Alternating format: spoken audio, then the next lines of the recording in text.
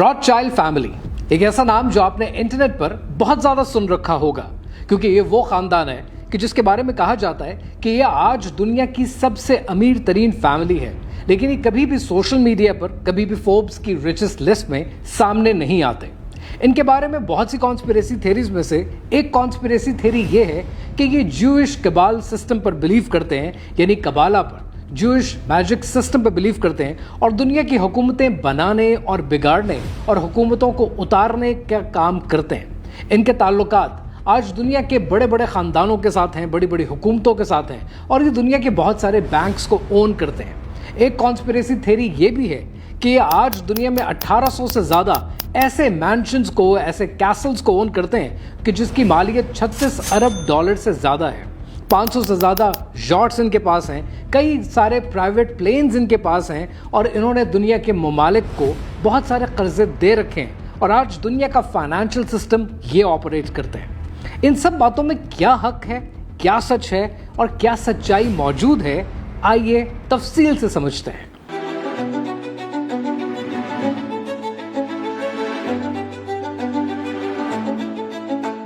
कहानी शुरू होती है 1760 की दिहाई से कि जब जर्मनी के शहर फ्रैंकफर्ट से ताल्लुक़ रखने वाले एक यहूदी कि जिनका नाम मेयर एम्शेल रॉथस्चाइल्ड है, वो रॉथस्चाइल्ड बैंकिंग डायनेस्टी की बुनियाद रखते हैं। ये वो दौर है कि जब यहूदियों को यूरोप में पसंद नहीं किया जाता था। यहूदियों को पसंद ना करने की दो बड़ी वजूहात थीं। पहली बड़ी वजह यह थी कि अगर आप हिस्ट्री उठाकर देखें तो मुसलमानों का ईमान ये है, हमारा अकीदा ये है कि हज़रत ईसा अलैहिस्सलाम को रब ताला ने आसमानों पर उठा लिया, जबकि क्रिश्चियंस ये मानते हैं कि ईसा अलैहिस्सलाम को सलीब पर चढ़ा दिया। अब ये जो सलीब पर चढ़ाने का अमल है, ये क्रिश्चियंस के मुताबिक किसने किया? ये किया यहूदियों ने। ये एक बड़ी वजह थी कि यहूदियों को यूरोप में पसंद नहीं किया जाता था। दूसरी बड़ी वजह ये थी कि सलाहुद्दीन अय्यूबी ने जब यरूशलेम को फतह किया तो बहुत से यहूदी यूरोप में जाकर आबाद हो गए और यूरोप में आबाद होने के बाद उनका प्रोफेशन क्या था, यह है समझने वाली बात। इस दुनिया के तीनों अब्राहमिक रिलीजन्स के, जिसमें जूडाइज्म शामिल है, क्रिश्चियनिटी शामिल है और इस्लाम शामिल है, इन तीनों मज़ाहिब की तालीमात ये कहती हैं कि पैसे के ऊपर सूद लेना हराम है, जबकि यहूदी हमेशा कोई ना कोई रास्ता तलाश कर लेते हैं अपनी हुज्जत पैदा करने का। जैसा कि आपने बनी इसराइल के दौर में ये वाक़यात सुन रखे हैं, ये वाक़यात पढ़ रखे हैं कि जब मछली के शिकार से मना किया तो उन्होंने एक हुज्जत पैदा कर ली मछली का शिकार करने की। जब बछड़े की पूजा करने की ममानियत थी, बछड़े को बनाने की ममानियत थी, तो उन्होंने अपने लिए एक हुज्जत पैदा कर ली। बिल्कुल उसी तरह यहूदियों ने एक नई हुज्जत पैदा की और वो हुज्जत ये थी, एक यहूदी होने के नाते हम शायद यहूदियों से तो सूद नहीं ले सकते, लेकिन हम मुसलमानों को तो कर्जा देकर सूद ले सकते हैं, या हम क्रिश्चियंस को तो कर्जा देकर सूद ले सकते हैं। और यहाँ से उन्होंने कर्जा देकर सूद लेने के बिजनेस को, इंटरेस्ट बेस्ड बिजनेस को, बैंकिंग बिजनेस को आगाज दिया। अब कर्ज पर पैसा लेना तो सबको पसंद है, लेकिन इंटरेस्ट पे करना किसी को पसंद नहीं है। लिहाजा जब यूरोपियंस पैसा लिया करते थे ज्यूज से, तो पैसा तो वो ले लेते थे, लेकिन जब सूद अदा करने की बारी आती थी तो यूरोपियंस पसंद नहीं करते थे ज्यूज को, और इसी वजह से यूरोपियन में बहुत ज़्यादा रिजेंटमेंट पाई जाती थी, बहुत ज़्यादा नफरत पाई जाती थी यहूदियों को लेकर। यही वजह है कि यहूदियों का नाम लालच के साथ, पैसे की लालच के साथ और पैसे की मोहब्बत के साथ जुड़ने लगा और यूरोपियंस ने वो पसंद करना बंद कर दिया, यूरोपियंस उनसे नफरत करने लगे। कहानी है सन 1740 की कि जब मेयर एम्शेल रॉथस्चाइल्ड की पैदाइश होती है फ्रैंकफर्ट के शहर में, एक छोटे से कच्चे आबादी के इलाके में। बचपन से तालीमात हासिल करके वो रैबाय बनना चाहते थे, लेकिन वालिदैन के इंतकाल के बाद उन्हें अपनी तालीम छोड़नी पड़ती है और उन्हें काम मिल जाता है एक बैंकिंग इंस्टीट्यूट में। और उस बैंकिंग के इंस्टीट्यूट में काम करते करते वो पर्सनल अकाउंटेंट बन जाते हैं चंद अमीर लोगों के, और उनके पैसे को मैनेज करना शुरू कर देते हैं। उनके पैसे पर उनको मशवरा देना शुरू कर देते हैं कि इस पैसे को कब और कहाँ कैसे इन्वेस्ट किया जाए। शायद कुछ चीज़ें तारीख में कभी नहीं बदलती, इसलिए मेयर एम्शेल रॉथस्चाइल्ड को भी जब काम मिला तो बैंकिंग इंस्टीट्यूट में ही मिला और उन्होंने फाइनेंस को अपना करियर चूज किया। मेयर एम्शेल रॉथस्चाइल्ड को यहाँ पर एक कमाल बिजनेस आइडिया भी आया। उन्हें ये समझ में आया कि अगर हम यूरोपियन आवाम को कर्जा देते रहेंगे तो उस कर्जे की वापसी के लिए, उसके ऊपर कमाए जाने वाले इंटरेस्ट के लिए बहुत तकलीफ भी होगी, बहुत बातें भी सुननी पड़ेंगी। क्यों ना यही काम यूरोप के अमीर तरीन लोगों के लिए किया जाए। और कुछ ही सालों में یورپ کے امیر ترین لوگوں کے لیے، لارڈز کے لیے، کنگز کے لیے یہ فائنینشیل بینکرز بن گئے، ان کو قرضہ دینے لگے اور ان سے سود لینے لگے۔ انہیں یہ سمجھ میں آیا کہ اگر ہم امیر لوگوں کا مسئلہ حل کریں گے تو ان سے سود لینا بھی آسان ہے اور انہیں قرضہ دینا بھی آسان ہے، جبکہ عام عوام کے ساتھ یہ کرنا مشکل کام ہوگا۔ لہٰذا انہوں نے صرف فائنینشلی ساؤنڈ لوگوں کے ساتھ کام کرنا شروع کیا اور اپنی بینکنگ فیلڈ کو، اپنی اس بینکنگ ڈائنسٹی کو فوکس کر دیا صرف یورپ کے رئیس لوگوں کے لیے۔ یہاں ایک اور چیز جو آپ کو اور ہمیں سیکھنے کو ملتی ہے کہ always solve rich people's problems if you want to make big money, اور یہی کام کیا ایمشل روتھشائلڈ نے، اور میئر ایمشل روتھشائلڈ نے اس طرح سے آغاز کیا روتھشائلڈ بینکنگ ڈائنسٹی کا۔ روتھشائلڈ کی یہ بینکنگ ڈائنسٹی اتنی پھیل گئی کہ یہ کچھ ہی عرصے میں یورپ کی پولیٹیکل ایلیٹ کے لیے، یورپ کی لوکل گورنمنٹس کے لیے بینکنگ کرنے لگے، انہیں قرضہ دینے لگے اور ان سے سود اکٹھا کرنے لگے۔ یہاں تک کے لیے انہوں نے جنگوں کے لیے پیسہ دینا شروع کر دیا۔ اب یہاں پر آپ یہ سوچیں گے کہ یہ جنگوں کے لیے پیسہ کیوں دیتے تھے؟ For one simple reason, wars create debt. جب جنگ ہوتی ہے تو جنگ کی پیداوار کیا ہوتی ہے؟ جنگ کی پیداوار ہوتی ہے قرضہ، اور جب وہ قرضہ ہوتا ہے اس کے اوپر سود اکٹھا کیا جاتا ہے۔ یہ دنیا کی جنگوں کو سپانسر کرنے لگے، جس کے بعد ان کی یہ ڈائنسٹی اور پھیلنا شروع ہو گئی، یہاں تک کہ یہ پرنس ولیم کے بینکر بن گئے۔ اور جب پرنس ولیم کو مارکیٹ سے گولڈ اکٹھا کرنا ہوتا تھا تو اس سے پہلے جا کر میئر ایمشل روتھشائلڈ مارکیٹ سے سستا گولڈ اٹھا لیتے تھے، تاکہ جب پرنس ولیم یہ گولڈ اکٹھا کرنے جائیں تو اس گولڈ کو مہنگے ریٹ پر بیچا جائے۔ اور یوں کرتے کرتے صحیح خبر کا صحیح وقت پر ہونے سے انہیں بہت فائدہ ہوا اور انہوں نے بہت پیسہ اکٹھا کیا۔ دوستو، یہ وہ دور تھا کہ جب یورپ میں انڈسٹریلائزیشن کا آغاز ہو رہا تھا، اور اس دور میں میئر ایمشل روتھشائلڈ نے اپنے 5 بیٹوں کو یورپ کے مختلف علاقوں میں بینکنگ انسٹیٹیوٹس بنانے کے لیے کہا۔ ایک کو انگلینڈ بھیجا، ایک کو آسٹریا بھیجا، ایک کو فرانس بھیجا اور ایک کو اٹلی بھیجا، اور یہاں پر انہوں نے مختلف بینکنگ انسٹیٹیوٹس کا آغاز کیا۔ You are 5 brothers. I want you each to start a banking business in a different country. One to go and open a house in Paris, one in Vienna, one in London. Choose the most important centers, so that when money is to be sent from here to London, let us say, you won't have to risk life and gold and you here in Frankfurt will just send a letter to Nathan in London saying pay so and so, and that will be offset by loans from London to Frankfurt. Understand? In your day there will be many wars in Europe, and nations that have money to transport will come to the Rothschild. No one brother must be allowed to fail while another brother succeeds. One family, Rothschild. ان کے بیٹے Nathan روتھشائلڈ نے 1811 میں England آ کر NM روتھشائلڈ and company کے نام سے اپنے banking institute کا آغاز کیا۔ دوستو، بہت سے لوگ آج یہ نہیں مانتے کہ روتھشائلڈ فیملی آج دنیا کے بینکنگ سیکٹر کو اون کرتی ہے، اس کو کنٹرول کرتی ہے۔ تو آئیے اس کو سمجھنے کے لیے کہانی کو تھوڑا اور پیچھے لے کر چلتے ہیں۔ سن 1811 میں جب نیتھن روتھشائلڈ نے اپنے باپ میئر ایمشل روتھشائلڈ کے نقش قدم پر چلتے ہوئے انگلینڈ میں NM روتھشائلڈ اینڈ کمپنی کے نام سے بینکنگ سیکٹر کا آغاز کیا، تب انہیں چاہیے تھا ایک بڑا کلائنٹ، ایک ایسا کلائنٹ جو انہیں اچھا خاصا قرضہ لینے کے بعد اچھا خاصا سود بھی ادا کر سکے۔ لہٰذا یہ وہ دور تھا کہ جب یورپ میں، خاص طور پر فرانس میں، فرانس کے بادشاہ نپولین اپنی نپولیونک وارز کی وجہ سے مشہور تھے اور پورے یورپ پر قبضہ کرنا چاہتے تھے۔ اس دور میں نپولیونک وارز کی اتنی چرچا تھی کہ نپولین چاہتے تھے کہ وہ انگلینڈ تک پہنچے اور انگلینڈ تک قبضہ کریں۔ نیتھن روتھشائلڈ نے اس زمانے میں بادشاہ کو اس بات پر کنونس کر لیا کہ اگر انگلینڈ آج نہیں لڑا تو انگلینڈ نہیں بچے گا، اور یہ کرنے کے لیے انہیں مدد چاہیے ہوگی اور بھی دوسری اقوام کی۔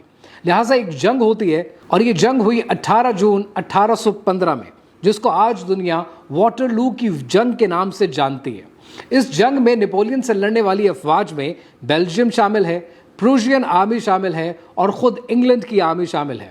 نیتھن روتھشائلڈ نے یہ کیا کہ اس جنگ کا فیصلہ کیا ہوتا ہے اس پر کڑی نظر رکھنے کے لیے اپنے بہت سارے مخبروں کو اس جنگ میں شامل رکھا، تاکہ اس جنگ کی فتح یا اس جنگ کی ناکامی کی جو بھی خبر آتی ہے، سب سے پہلے وہ خبر نیتھن روتھشائلڈ کے پاس آئے۔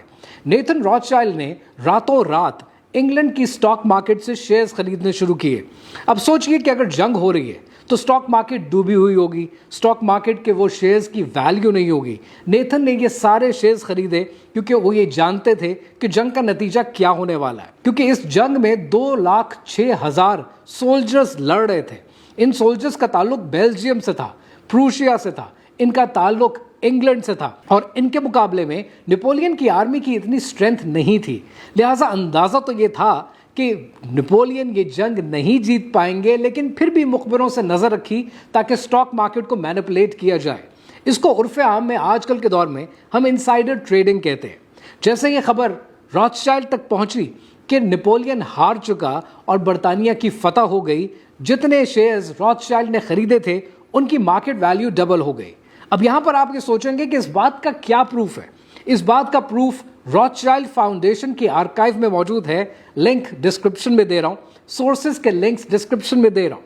यहां पर रॉथस्चाइल्ड खुद 1823 में एक बयान देते हैं और नेथन रॉथस्चाइल्ड कहते हैं कि this was the best business I ever did, क्योंकि उस दौर में रॉथस्चाइल्ड ने इस खबर से स्टॉक मार्केट को मैनिपुलेट करके 20 मिलियन फ्रैंक्स कमाए थे, जो आज बहुत ज्यादा अमाउंट बनती है। अब इस इनसाइडर ट्रेडिंग के थ्रू नेथन रॉथस्चाइल्ड ने 20 मिलियन फ्रैंक्स तो कमा लिए, लेकिन ये कमाने के बाद भी शायद उनकी ये भूख खत्म नहीं हुई, क्योंकि जैसा मैंने आपसे पहले जिक्र किया कि जब जंग होती है तो वो कर्जे को जन्म देती है।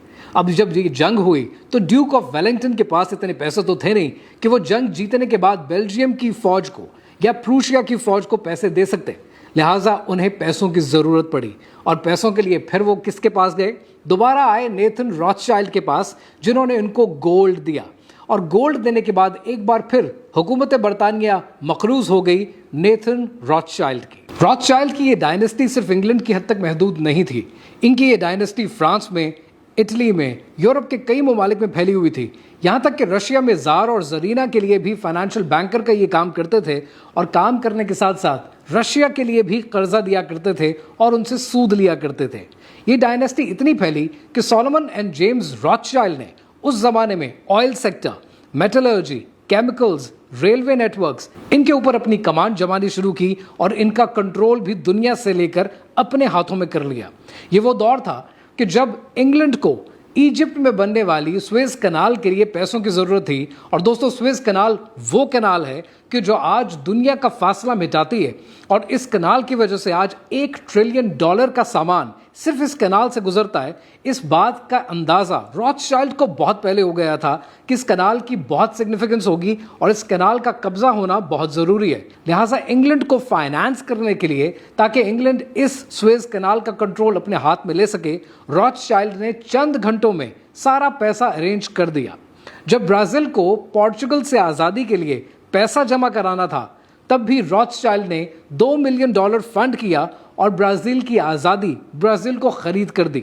इनका कंट्रोल सिर्फ बैंकिंग सेक्टर तक महदूद नहीं था, अब ये कंट्रोल ऑयल सेक्टर में, गोल्ड सेक्टर में, रेलवे सेक्टर में हर तरफ फैलना शुरू हो गया। सन 1818 में जब जर्मनी को कर्जे की जरूरत पड़ी, तब रॉथस्चाइल्ड ने उस जमाने में $360 मिलियन जर्मन हुकूमत को दिया। 1825 में जब बैंक ऑफ इंग्लैंड को पैसों की जरूरत पड़ी, क्योंकि उस जमाने में गोल्ड में तिजारत की जाती थी और बैंक्स इशू किया करते थे बैंकिंग नोट्स, और ये बैंक नोट्स फ्रीली और फुली कन्वर्ट किए जा सकते थे गोल्ड में, लेकिन बैंक ऑफ इंग्लैंड के पास गोल्ड नहीं था। तब NM रॉथस्चाइल्ड ने, नेथन मायर रॉथस्चाइल्ड ने उस जमाने में बैंक ऑफ इंग्लैंड को गोल्ड दिया और यूं इंग्लैंड की हुकूमत को एक बार फिर अपना मखरूज बना दिया।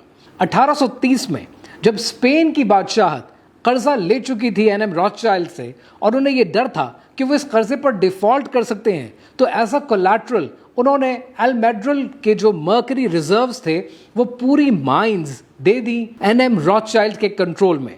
अब आप यहां पे सोचेंगे कि मर्करी की माइंस को लेकर या मर्करी की रिफाइनरी की प्रोसेस को लेकर रॉथस्चाइल्ड को क्या फायदा होगा।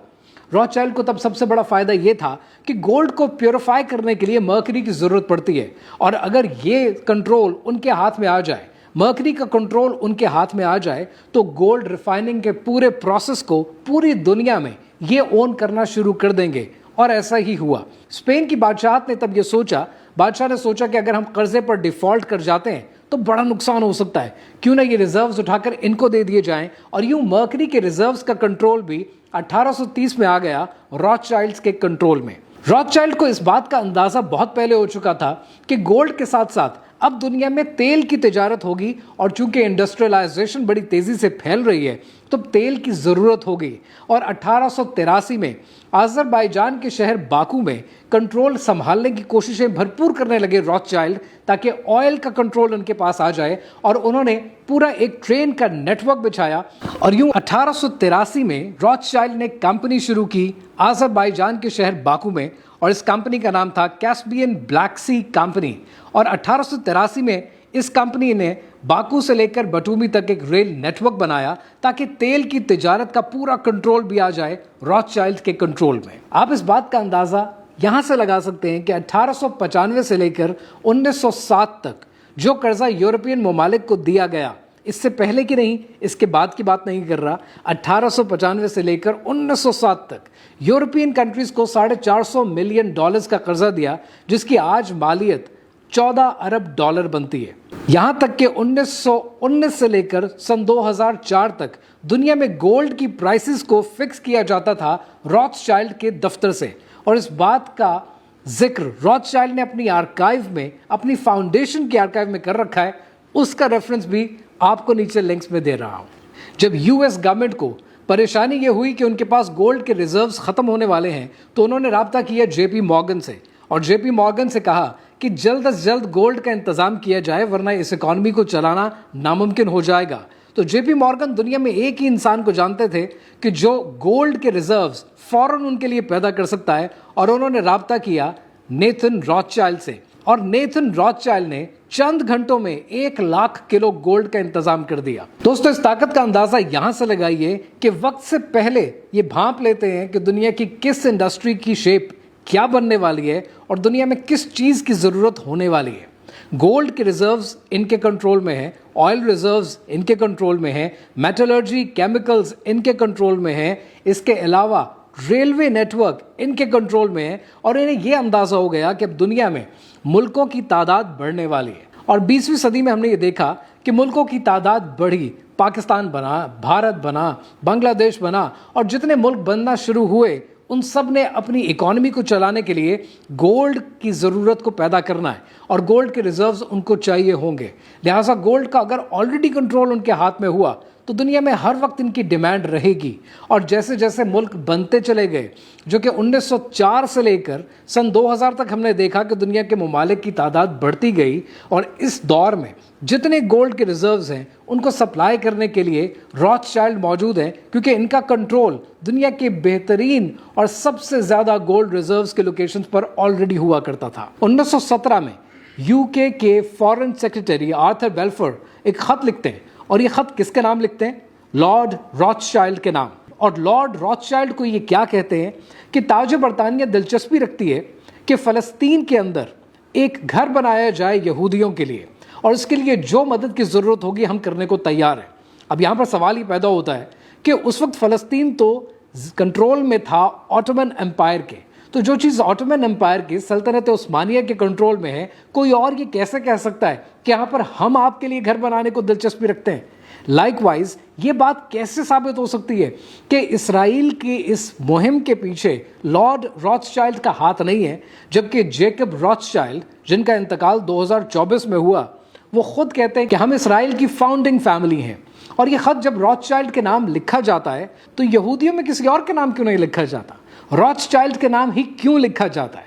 इससे साबित होता है कि इनका इन्फ्लुएंस दुनिया की बड़ी बड़ी अक़वाम के ऊपर, दुनिया के बड़े बड़े लीडर्स के ऊपर है, और इनके पैसे का कंट्रोल आज दुनिया में हर जगह पर मौजूद है। अगर लेटेस्ट इंफॉर्मेशन देखी जाए तो आज बहुत से लोग ये कहते हैं कि रॉथशाइल्ड का जितना कंट्रोल था, कि जितना पैसा था, वो आज माने नहीं रखता, क्योंकि आज दुनिया में बड़ी बड़ी कंपनीज मौजूद हैं जिनमें वो बड़ा बड़ा नाम लेते हैं कि ब्लैक रॉक मौजूद है, वैनगार्ड मौजूद है, स्टेट स्ट्रीट मौजूद है। दोस्तों, अगर इन तीनों कंपनीज को ओवरऑल देखें कि इनके पास कितने एसेट्स अंडर कंट्रोल हैं या अंडर मैनेजमेंट हैं, तो ब्लैक रॉक के पास इस वक्त $10 ट्रिलियन के एसेट्स हैं जो अंडर कंट्रोल हैं। और ये वो कंपनी है कि जो एप्पल में शेयर्स रखती है, ये वो कंपनी है जो माइक्रोसॉफ्ट में, अल्फाबेट में इन्वेस्ट करके बैठी है। سو بلیک راک کے ساتھ اگر وینگارڈ کو دیکھیں تو وینگارڈ کے پاس تقریباً اس وقت $7 ٹریلین کے ایسٹس انڈر کنٹرول ہیں اور اسٹیٹ اسٹریٹ کے پاس تقریباً $4 ٹریلین کے ایسٹس انڈر کنٹرول ہیں. اگر آپ ان تینوں کو ایڈ اپ کر لیں تو یہ تقریباً $21 ٹریلین کے ایسٹس ہیں. اب یہاں پر لوگ یہ سوال کرتے ہیں کہ راتھ چائلڈ کا ان تینوں کمپنیز کے ساتھ کیا لینا دینا. تو یہ کچھ پروف میں آپ کو دکھا رہا ہوں کہ راتھ child on a regular basis transact کرتے ہیں ان تینوں کمپنیز کے ساتھ. اور راتھ چائلڈ کی پاور کا اندازہ یہاں سے لگائیں کہ آج دنیا کی دوسری بڑی اکانومی چائنا کی اکانومی ہے اور چائنا کا سب سے بڑا بینک آف چائنا ہے. اور یہ 2007 میں ہونے والا وہ ایگریمنٹ ہے کہ جو راتھ چائلڈ اور بینک آف چائنا کے درمیان ہوا, جس کے بعد 20% شیئرز خریدے گئے بینک آف چائنا میں, اور اس کے بعد اب چائنا کی بینک آف چائنا کی 10,000 برانچز سے راتھ چائلڈ کی بینکنگ پروڈکٹس چائنیز عوام کو بیچی جائیں گی. ان کا کنٹرول دنیا کے تمام بینکنگ سیکٹر پہ ہے. اب یہ ساری ویڈیو بنانے کا مقصد کیا ہے دوستو؟ راتھ چائلڈ کا آج کنٹرول چاہے دنیا کے بینکنگ سیکٹر پر ہو, آئل سیکٹر پر ہو, گولڈ سیکٹر پر ہو, کسی بھی فیلڈ میں کسی بھی انڈسٹری پر ہو, ہمیشہ یاد رکھیے گا کہ رب تعالیٰ فرماتے ہیں کہ تم ہی ثابت قدم ہوگے اگر تم ایمان والے ہو. دشمن کی چالاکیوں سے, اس کے حربوں سے, اس کی سازشوں سے پریشان ہونے کی ضرورت نہیں ہے. اس وقت ضرورت یہ ہے کہ آج امیڈیٹلی وہ کون سے سٹیپس ہیں جو آپ اور ہم مل کر لے سکتے ہیں. ایک وہ سٹیپ ہے جو میکرو لیول پر حکومت کا بنتا ہے, جہاں پر حکومت یہ قانون بنا چکی ہے اور یہ کہہ چکی ہے کہ سود لینا جائز نہیں ہے. سرکار کہہ چکی ہے, سپریم کورٹ کہہ چکی ہے, لیکن اس پر عمل درآمد ہمارے ملک میں نہیں ہوتا. یہ تو ہے میکرو لیول پر. لیکن مائکرو لیول پر بہت سی تبدیلیاں ہیں جو آپ اور ہم لا سکتے ہیں. سب سے پہلے تو وہ قرضہ ہے جو آپ نے لے رکھا ہے جس کے اوپر آپ سود ادا کرتے ہیں, چاہے وہ کسی کا لیا ہوا قرضہ ہی کیوں نہیں ہے, یا چاہے وہ کریڈٹ کارڈ پر پے کرنے والی منیمم اماؤنٹ ہی کیوں نہیں ہے. اس قرضے سے جتنی جلدی جان چھڑا سکتے ہیں چھڑا لیجئے, کیونکہ آپ نہیں چاہتے, ہم نہیں چاہتے کہ ہم ان کو طاقتور بنائیں کہ جو آج دنیا کے مختلف انڈسٹریز پر قابض ہیں اور آپ کو مقروض رکھنا چاہتے ہیں. ساتھ ہی ساتھ دوستو وہ قرضہ جو آج آپ بینکوں میں پیسہ رکھتے ہیں اور بینکوں سے انٹرسٹ لینے کی امید میں ہوتے ہیں کہ آپ کو سیونگ سرٹیفکیٹ پہ انٹرسٹ مل جائے, آپ کو فکس ڈپازٹ پہ انٹرسٹ مل جائے, یہ وہ سود ہے جو آپ کھانے میں دلچسپی رکھتے ہیں. اس سے بھی جتنی جلدی جان چھڑا سکتے ہیں چھڑا لیجئے, کیونکہ پیسے سے پیسہ ہمارے دین میں نہیں بنتا. پیسہ کسی انڈسٹری میں لگے گا, بزنس میں لگے گا, کاروبار میں لگے گا تو اس سے ہی پیسہ بنے گا, کیونکہ برکت اسی میں ہے. تو رب کے ساتھ کھلی جنگ نہیں کرنی ہے. دوستو اس پوری ویڈیو کے توسط سے آپ تک پیغام کا پہنچانا یہ مجھ پر فرض تھا. میں نے اپنا پیغام آپ تک پہنچا دیا ہے. پیغام پہنچانا میرا فرض تھا, اب سوچنا آپ کا فرض ہے.